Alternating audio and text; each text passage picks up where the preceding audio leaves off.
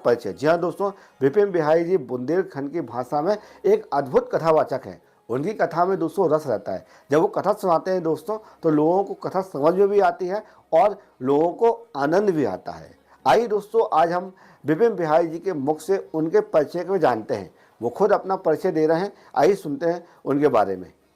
हम अपना परिचय दिए देते हैं। सही बात है। जयश्री नगर बिलाक में सागवानी पुरेना गांव है। हमारे पूज्य पिताजी महाराज का नाम पंडित श्री हरिनारायण प्रसाद दुबे जी है। पूज्य माता जी श्रीमती चंदा दुबे जी हैं। हम दो भाई हैं, दोनों कथा करते हैं। हम विपिन बिहारी हैं, एक नवीन बिहारी हैं। ये परिचय है। वशिष्ठ गोत्री ब्राह्मण है और परिचय लेने हुए 6-7 गांव के पुरोहित हैं। पुश्तैनी पंडिताई है और आज भी हमारे पिताजी भिक्षावृत्ति करके हम लोगों को पालते हैं। आज भी हमारे पिताजी थैलियां लेके 4-6 गांव आटो मांग भी जाते हैं आज भी।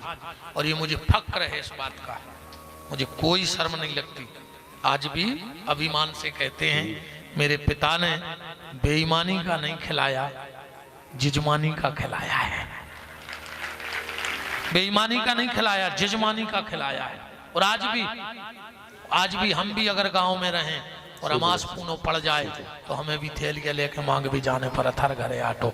हमारे पिताजी को सख्त आदेश है कि सब छूट जाए या थैलियां न छूट जाए, ध्यान रखें।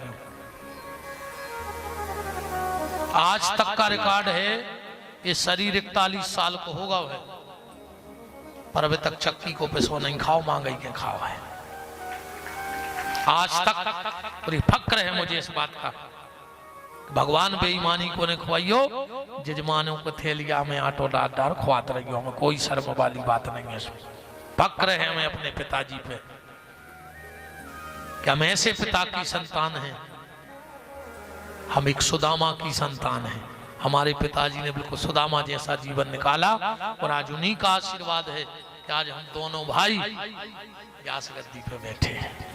ये हमारे गांव के इतने एक चुटकी आटे का कमाल है। अच्छा अन्न खाया है, बेईमानी का नहीं खाया, तो दोनों भाई व्यास गद्दी पे विराजे हैं।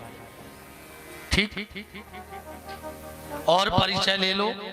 एक छोटा सा स्थान नर्मदा में सतधारा आश्रम पे बना है, जहां वृद्धों की सेवा होती है। सुर्खी में एक गौशाला है 7 एकड़ में, पूरे 7 एकड़ में बनी है।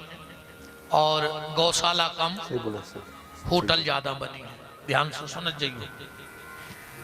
आप 12 महीने 24 घंटे कभी भी हमारी गौशाला में चले जाना, कभी भी। सही बात है। तन्नक सो कचड़ा डरो बता दियो गौशाला में। ठीक।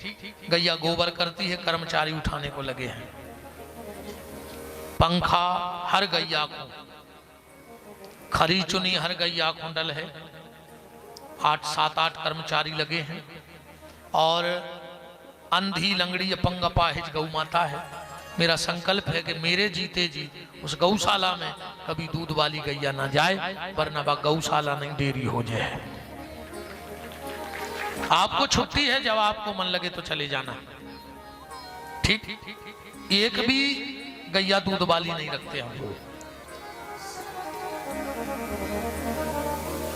पूरा हमने एक शादी घर बनाया है गौशाला में।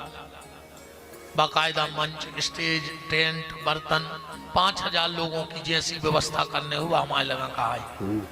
हम उसमें नियम बनाए हैं, कोई भी गरीब माँ बाप अपनी बेटी का विवाह करो, आपसे 1 रुपए की रसीद नहीं कटेगी, न टेंट की, न लाइट की, न जनरेटर की।